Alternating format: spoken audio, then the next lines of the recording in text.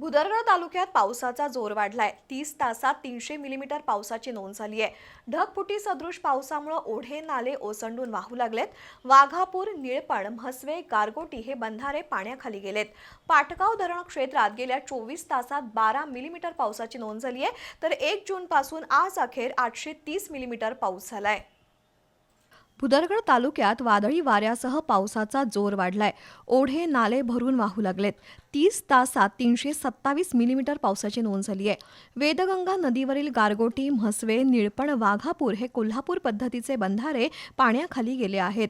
पश्चिम भागात वादळी वाऱ्यामुळे वीज गायब झाल्यानं कडगाव परिसरातील नागरिकांची गैरसोय झाली आहे। पाटगाव परिसरात पावसाचा जोर कायम असून पाटगाव धरणात आज अखेर 37% पाणीसाठा झालाय। गतवर्षी आजच्या तारखेला धरण 67% भरलं होतं। पाऊस असा सुरू राहिला तर भुदरगड तालुक्यातील पाटगाव, चिकोत्रा धरण तसंच नागनवाडी, कोंडोशी, फये इथले लघु पाटबंधारे प्रकल्प जुलैच्या शेवटच्या आठवड्यात किंवा ऑगस्ट महिन्यात भरण्याची शक्यता आहे।